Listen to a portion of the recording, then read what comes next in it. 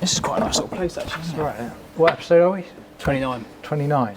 Right, welcome back everyone. Episode 29 of the Living Room Chat podcast. We've been away for a few weeks, but we're back in the office. Matt, Ryan, and guest speaker today, Mr. P, aka my business partner, aka Jason Statham, aka Phil Mitchell on a bad day. All right, Kevin. What an intro. Careful. I was quite happy with the Jason Statham bit until you got onto Phil Mitchell, AKA Mr. the Wokingham. hottest agent in the whole of Wokingham. There we go. I'm going to blush if you keep going.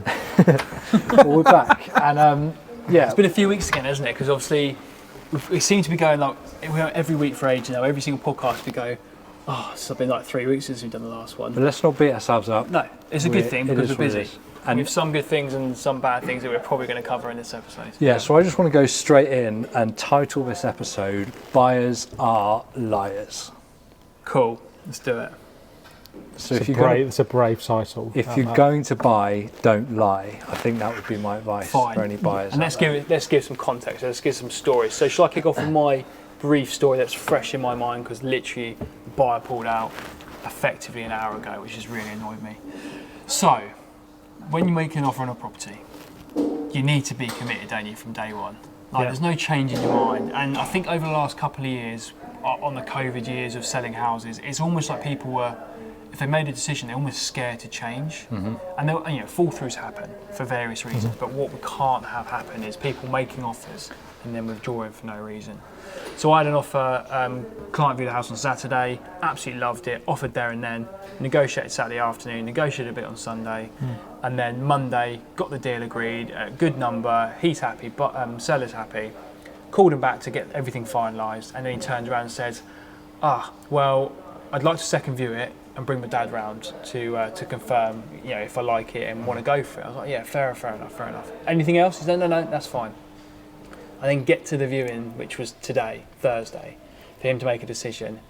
And he said, yeah, it's between this and one other that I've also second viewed today as well. And I was like, so you've got 2 offers accepted on 2 houses? He's like, yeah, but I'm just going to make a decision today. I was like, you understand what we're doing here though? Like, I've told the sellers, they think they've sold their house. Like, you can't do that.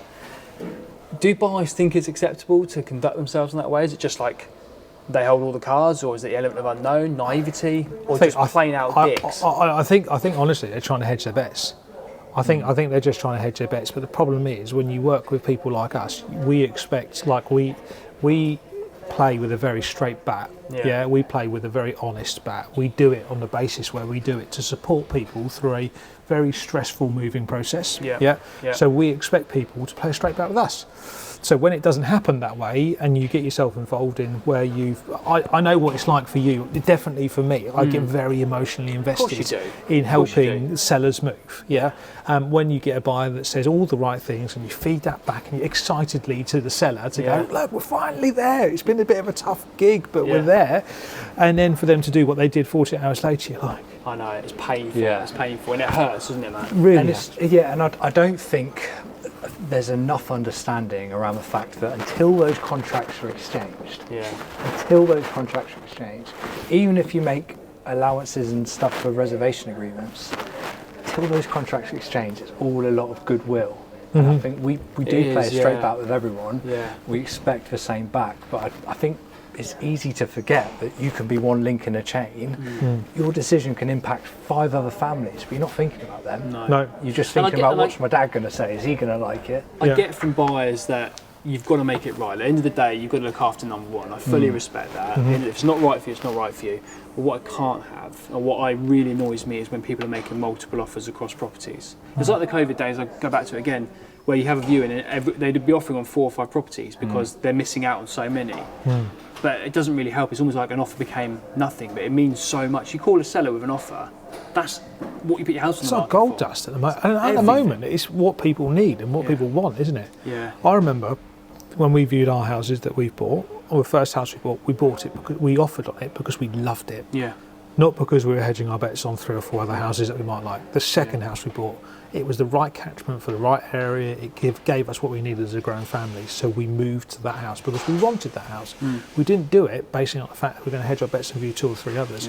Where I want to know is where culturally that's changed Yeah. I want to Or know. has it always been like that? We just never really realised that. Yeah. Maybe, but I feel like the sales that we put together, specifically Matt and I, over the past 6 months since we've been in business together, 5-6 months, I would say that 90% of them are conducted properly. Yeah, Absolutely. I think so. And don't get me wrong, there's been some bits and pieces along the way which haven't quite gone our way, that's happening. But that's negotiation, and you deal with that at the time. But I feel like at the moment we've had a good run until today. It's happened to both of us. Yeah, I know. Talk to us about yours. So obviously, don't give specifics. No. So we had a situation where we had more buyers than we had houses. We had a good position to be. Yeah, we had a few people competing for this house, and buyers falling over themselves to get the winning bid. And we had a situation where actually a buyer came back and offered more money, and we need to present that to the client. Of course. And regardless of how we might feel about one buyer being more legitimate than the other, ultimately it's the client's decision to go with the offer they want to go with, usually the highest one in terms of value. And it's just an illustration. What we've been through today is that sometimes the highest number on paper it's not the right offer, is it? not the right offer. Yeah. We've been having conversations about building in a reservation agreement as standard for every house. If you want this house, you need to pay 500 quid for a reservation agreement. And we've kind of been going backwards and forwards. But in my mind, if you're serious about a house, parting with 500 quid at the start, you shouldn't be worried about that. No. Because you're going to part with 700 quid for a survey, you're going to part with a few hundred quid for your Just comes into the search. cost, doesn't it? Yeah. So 500 quid for a reservation agreement. I think the more I think about it, the more I'm just like, everyone should. Yeah, absolutely. Even if you do it like the seller pays it back on completion or something like that. There's so many things you can do, but having that commitment from buyer is so key. Fortunately, it sounds like your situation and mine is exactly the same. It's within the very early stages of an offer being accepted. Yeah. Which I suppose going full circle, it's better to know now than 2 months, 3 months down the line, and then make sure you've got a secure buyer to start with. But it doesn't help with how hurt we feel for ourselves, but for our clients as well. And do you know why it probably hurts more now than it did 4 or 5 months ago at the start of the year? Is because it's a tougher market now, and buyers are like gold dust. Good buyers are like gold dust, and when you find the right buyer that likes the house that you're selling, and you can put a deal together, you go, great. Yeah. You've really won one today, and you've worked well to get it to where it needs to get to. But I think when buyers are very, very nervous about getting themselves attached to many different offers, it complicates It's caused them a bit of stress as well. I couldn't think Well, of of course. that. I mean, I wouldn't do it. I'd commit to, and the thing is, it's not like there's a lack of houses on the market, is there? No. You make an As offer. long as you play a negotiate. straight ball with people, straight back with people, I Yeah. think you're fine. Yeah, I think we were talking off camera about, is this just a return to a more normal market? Yeah. We've got used to 2 years of COVID where there's more buyers than houses, so it's actually made it quite easy for us, really. Yeah. Because the buyer's just happy to have an offer agreed, so they're going to close on that deal. I think we've also noticed more typical cycles appearing in the year, so I know summer's been quieter this year than it has the last It's been the first for a couple of years, obviously, as we just discussed there. Like, it's been busy flat out for 24 months, and then suddenly, obviously October took a bit of a turn last year, obviously for obvious reasons, but the summer months, I really felt in August, it felt quiet, to be honest with you. Like, everything across the board felt quiet. I think for the 6 weeks up until pretty much this week, it's been quiet. I think we look at even probably towards middle part of July through to roughly now. It's been a tough slog.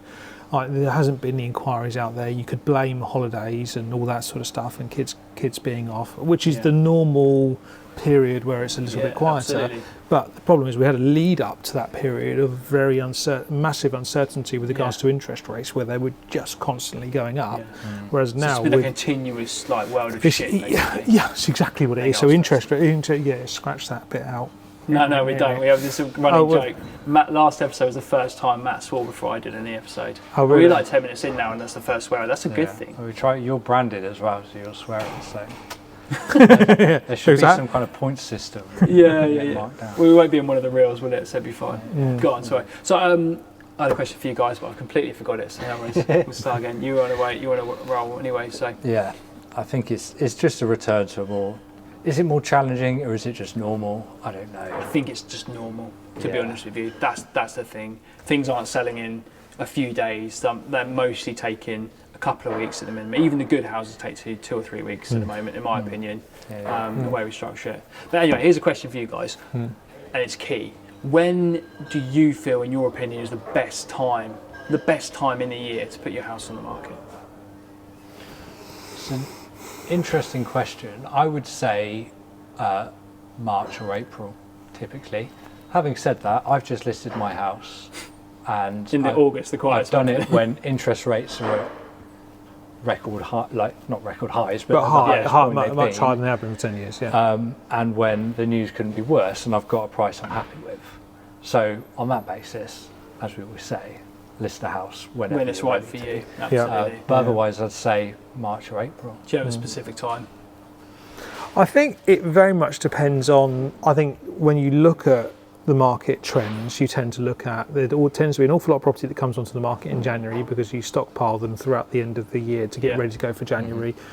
Whether that's the right thing to do or not the right thing to do is very much dependent on how the confidence, how the buyer confidence is out there. Totally agree with Matt that I feel like the March-April market is generally, spring market's great, and then generally the September market, as you come back into after the kids go back to school, is great.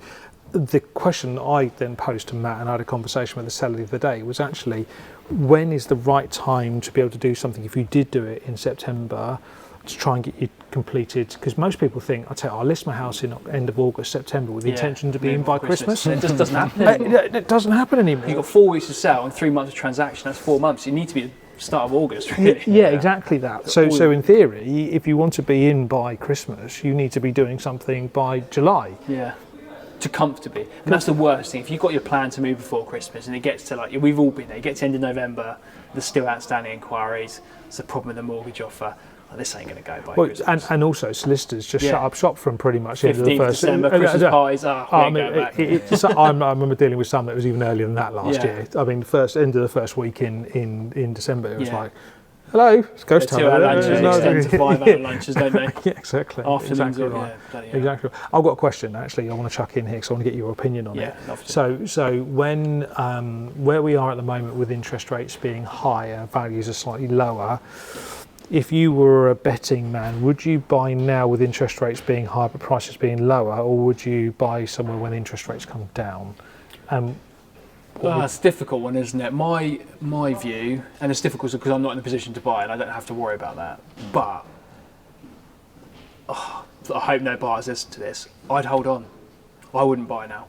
Okay. For what reason? Can I give you my perspective on it? Do you want to give my reason? Go on then. Because I'm going to go against it because I think you're going to be the other way around. So that's why, different side of the conversation. Now, but generally, I think, buying, like, prices, once rates drop back down, and they will come back down, I think it's going to be easier. I don't want to be locked into a longer mortgage, even if it's only 2 or 3 years.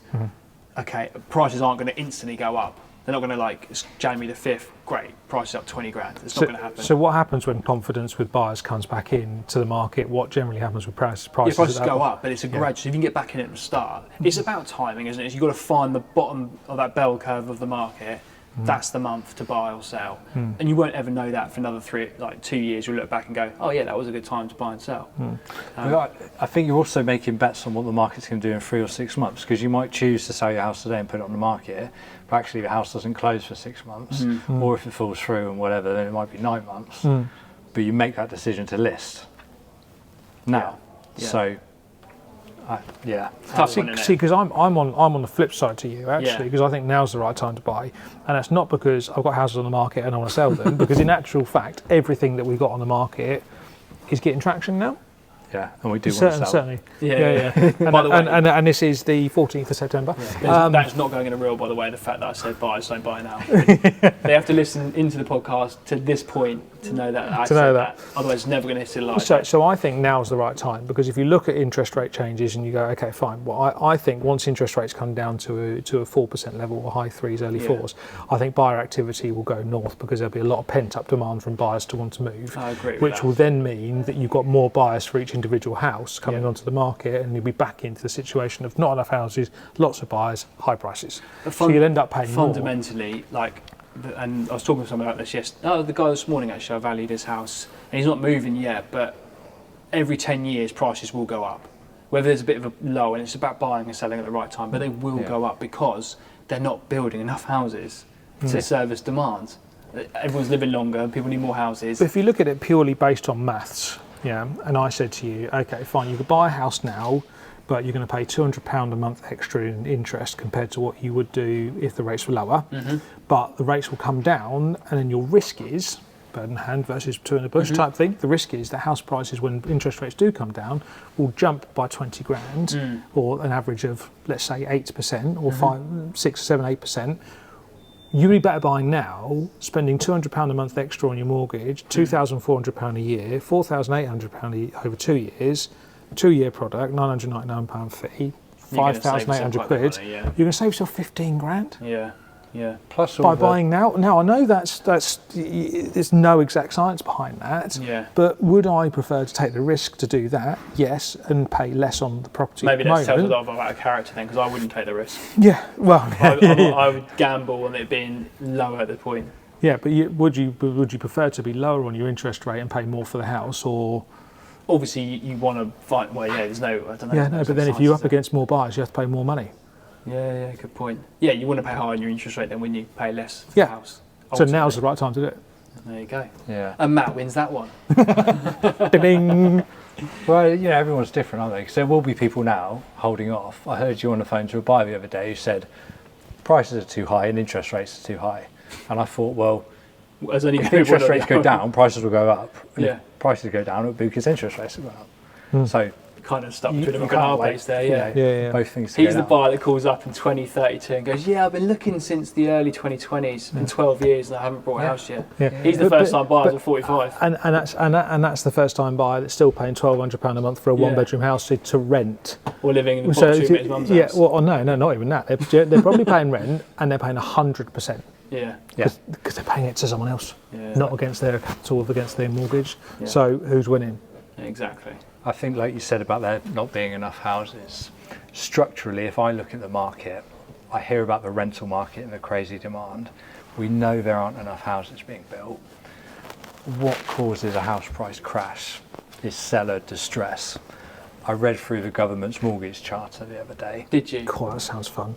Bedtime reading, was it? I didn't read every word. Oh, sorry, I just fall asleep. But, You didn't. but I was, why don't you type in chat GPT, summarise what document you Well, wrote? give me bullet points and the highlights. I got the gist of it. And the government really don't want people to start defaulting on their mortgages. No. That's what I took from that. Okay. So if that's not going to be allowed to happen, we're not going to have a seller distress, which leads to a price crash. Yeah. So now is always the best. Prices won't crash. What they're dropping 10% in the last 6 months. Really? Tops. Absolute max across the country. Absolute tops. Yeah. So, but that's not a crash. That's like, 30 grand off an average house. But some have surprised me where you get the money you ask for. Yeah. There's been multiples of properties that we've sold over the past 2 months, even in a more challenging market where they've been within a couple of % of the asking price. Yeah. Well, I've had some Facebook memories come up recently where I used to post the average house price from Halifax and Nationwide. I'd post that on my story every time it came out. And some from 2020 came up 3 years ago now. Yeah. Average house price then was shown at like 240. Yeah. I was thinking, that's cheap. But that was 3 years ago now. Yeah, it was quite high. After the first lockdown, they've gone all the way up to 290, whatever it is, and back down slightly. To 280. Okay, cool. She's still 40 grand up where you are. Still laughing if you bought in 2020. Yeah. There we go. Now's always the time. Anyway, we got to get things. Yeah, we'll do a short and sweet because I've got a viewing to get to. But that's interesting. Yeah, buyers are liars, as they always have been. But that's fine. That's our job too. Can I caveat that with? Go on. A lot of buyers are lovely people that I really enjoy working don't get me wrong, with. Even the liars are nice people. Yeah, but we've just come under a couple of situations, both sides of us, within the last 24 hours, which make us question the. Yeah. Question integrity. That's the word. But I don't think no buyer deliberately sets out to mess someone around. No, agree. Absolutely agree. Draw a line of that. Yeah. It's just naivety and they're looking after themselves, which you can't really argue with. No. It just doesn't make it any easier. No, it doesn't. But there we Absolutely go. doesn't. But nice one. Cheers for joining us, Matt, though. That's all right. Cool. Enjoyed May I this. do the close? You do it. Go ahead. That's been episode 29. Thank you so much for watching, listening. There's reels coming out. We'll be back probably in a month by the time we get around to 30. Mate, we've got to pick Who's up your special guest next month? We just pick We'll and come choose. We just randomly go. Yeah, Yeah, I might come back. We'll do a more structured one. But, mate, we've got to pick up the pace for 40 episodes before the end of the year, haven't we? Yes. There we go. But anyway, thank you so much, guys. We'll see you soon.